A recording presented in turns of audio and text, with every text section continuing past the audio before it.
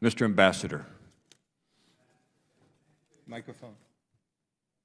Thank you very much for this opportunity to share with you and members of this committee my views on US-Pakistan relations in general and the civil nuclear cooperation in particular. My written statement is already in front of the committee. Fundamentally, my point is that although the Obama administration and Pakistani officials have both officially stated that formal negotiations are not currently underway for a civil nuclear deal for Pakistan, it is obvious that at least some elements of the current administration think that they can secure change in Pakistan's policies by offering it a nuclear accord along the lines offered to India.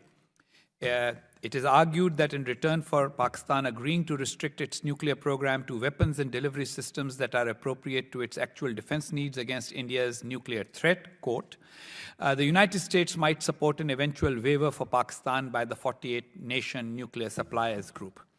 Pakistani officials have already said that since they already get their nuclear materials from China, there is no advantage to them of membership of the nuclear suppliers group. The expectation that Pakistan would limit its nuclear arsenal is similar to the unrealistic expectation during the 1980s that supplying Pakistan with large amounts of economic aid and state-of-the-art military equipment, including F-16 aircraft, would lead to Pakistan stopping short of developing nuclear weapons altogether. In my written testimony, you will actually find exact quotes from American officials who at that time reassured and assured Congress several times that support for Pakistan's conventional military buildup was the only way to save Pakistan from going nuclear. And we all know where that led us. The reason why such mistakes have been made, and I've written an entire book on the subject, is because American officials often fail to understand Pakistan's ambitions in South Asia and the policies that follow from those ambitions. If the purpose of Pakistan's development of nuclear weapons had been just to ensure that Pakistan was not overrun by a superior Indian military force, which is a legitimate defense goal, that objective was met by Pakistan's nuclear tests conducted in 1998.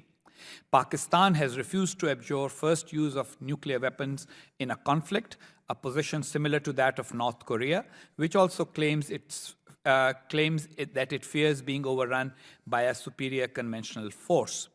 The most likely scenario for nuclear conflict or military escalation on the subcontinent at the moment involves escalation resulting from terrorism of the kind we all witnessed in Mumbai in 2008.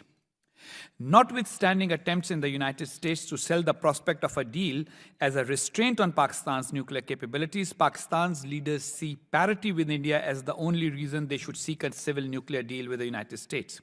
Ever since the US-India nuclear deal of 2005, as Mr. Chairman, you pointed out, Pakistan's leaders have sought a similar deal to affirm that the two South Asian neighbors are equal in status and prestige.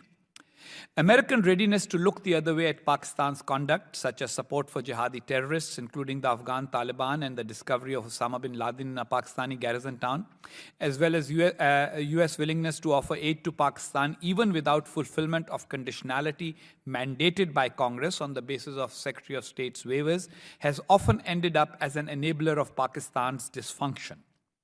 I would argue that Pakistan's dysfunction stems from its desire to compete with India.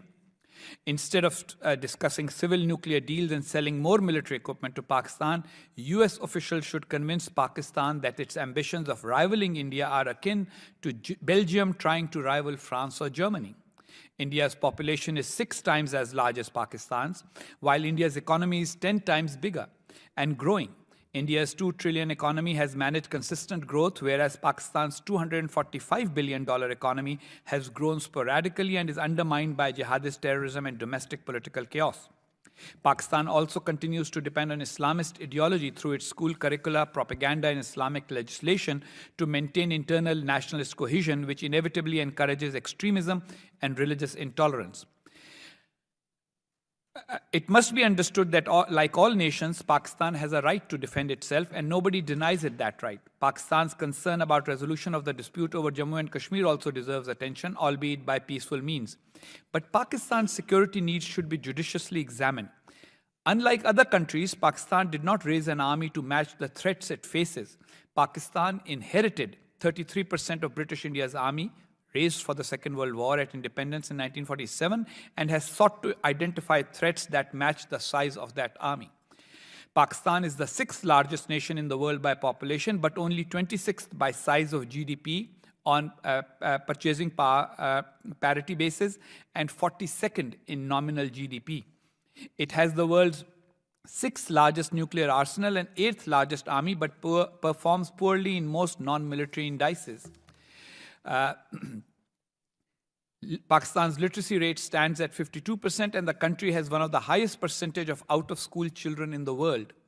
The military and intelligence services that dominate Pakistani national security decision-making have sacrificed their country's prosperity and progress in their relentless pursuit of military competition with India. Forcing New Delhi's hand on Kashmir has become more important than educating Pakistan's children. Since the 1950s, US policy has ended up nurturing Pakistan's military and keeping alive its dream of parity with India. It is Summarize your comments, Mr. Ambassador. We have a long way to go. Your statements are in the record. Summarize your final comments. My final comment is that raising the prospect of a civil nuclear deal with Pakistan without addressing the country's dysfunction and militarism will aid neither US policy objectives nor the people of Pakistan, who are perhaps the biggest victims of their national elites' erroneous policies. Thank you. Thank you, Mr.